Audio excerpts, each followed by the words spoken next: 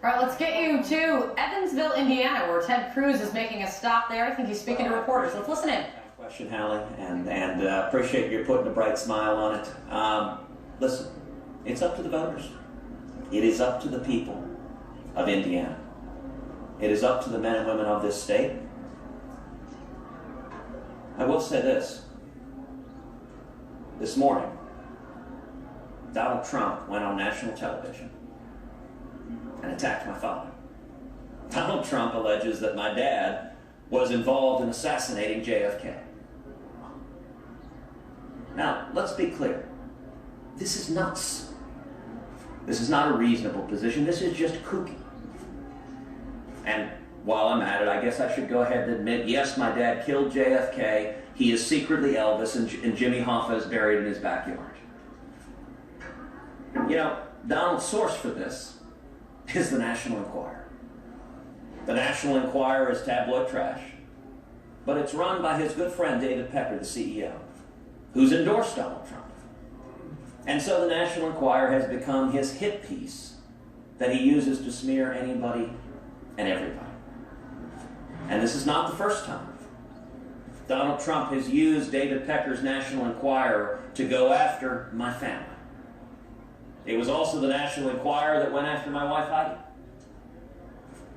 That just spread lies, blatant lies. But I guess Donald was dismayed because it was a couple of weeks ago the Enquirer wrote this idiotic story about JFK.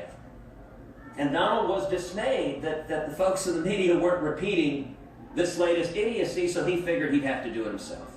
He'd have to go on national television and accuse my dad of that. Listen, my father has been my hero my whole life. My dad was imprisoned and tortured in Cuba, and when he came to America,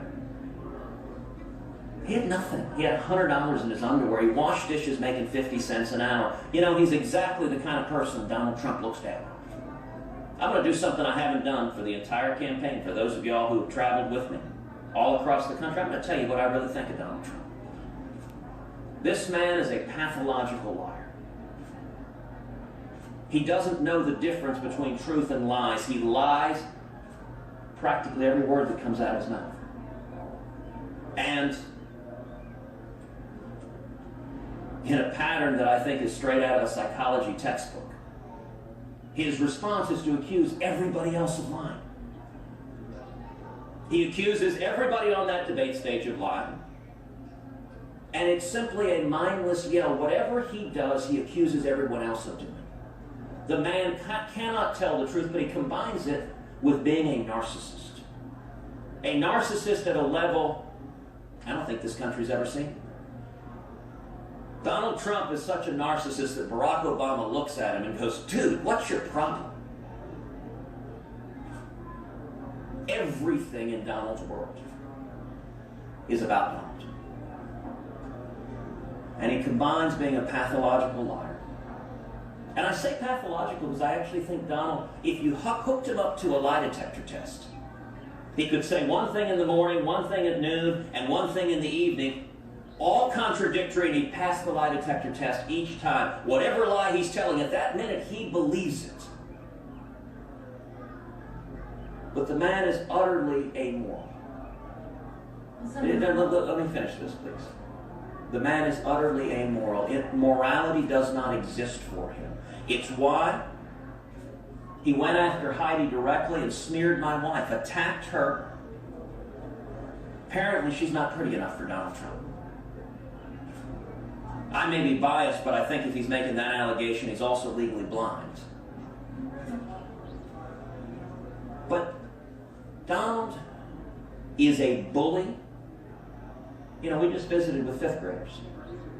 Every one of us knew bullies in elementary school. Bullies don't come from strength. Bullies come from weakness.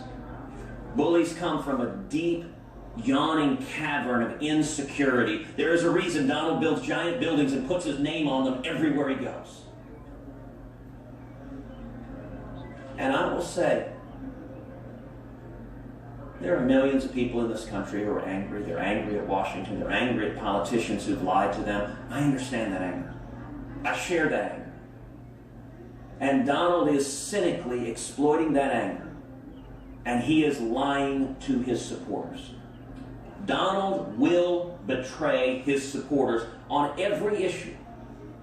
If you care about immigration, Donald is laughing at you. And he's telling the moneyed elites he doesn't believe what he's saying. He's not going to build a wall. That's what he told the New York Times. He will betray you on every issue across the board. And his strategy of being a bully, in particular, is directed at women. Donald has a real problem with women. People who are insecure. People who are insecure about who they are. Donald is terrified by strong women. He lashes out at them. Remember, this is the same Donald Trump who last week here in Indiana proudly touted the endorsement from Mike Tyson, a convicted rapist who served 3 years in prison here in Indiana for raping a 17-year-old girl. And in Donald's world, he said Mike Tyson was a tough guy. I don't think rapists are tough guys. I spent a lot of years in law enforcement. 3 years in prison here in Indiana for raping a 17-year-old girl. And in Donald's world, he said Mike Tyson was a tough guy. I don't think rapists are tough guys. I spent a lot of years in law enforcement dealing with rapists. Rapists are weak, they are cowards, and they're bullies. And anyone that thinks they're a tough guy, that reveals everything about Donald Trump's character. Donald Trump said Bill Clinton was targeted by unattractive women. You know what? I've been blessed to be surrounded by strong women my entire life.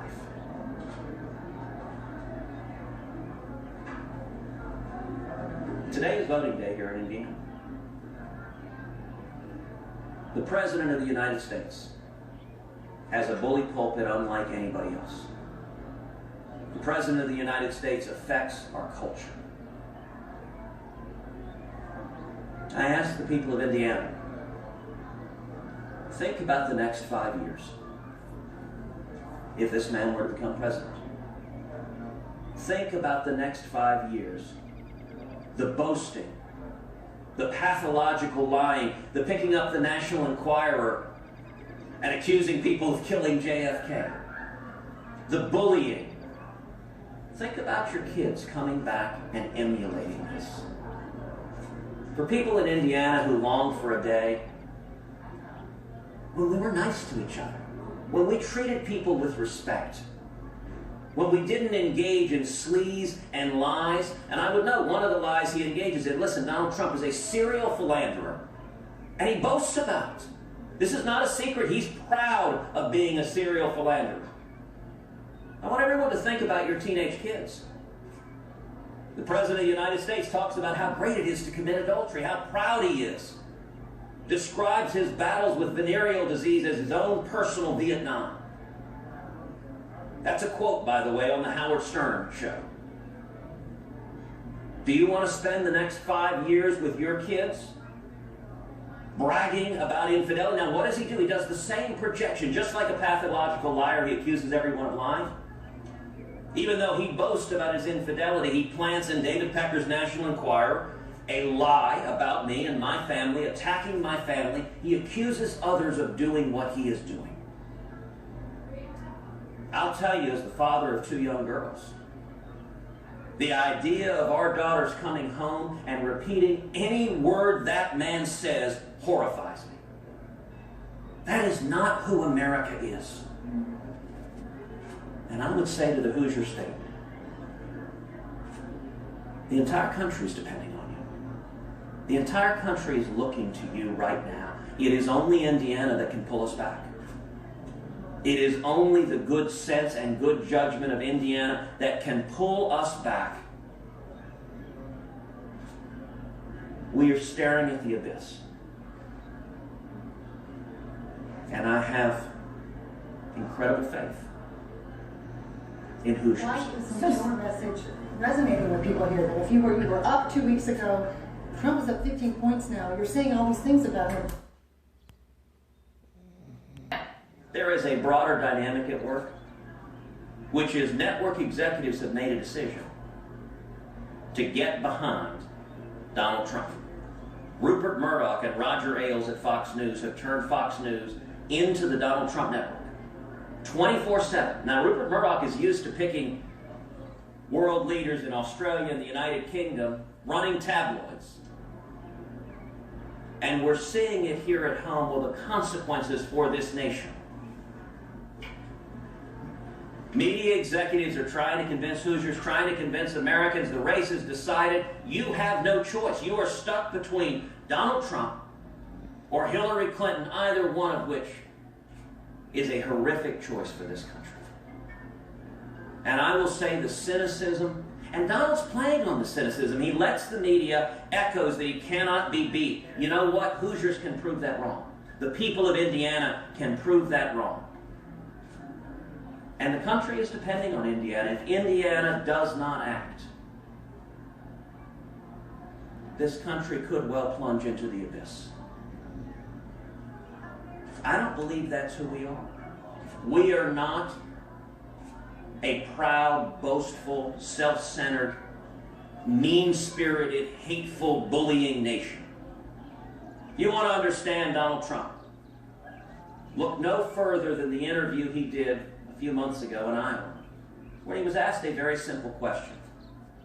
When's the last time you asked God for forgiveness? And Donald Trump said he had never asked God for forgiveness for anything.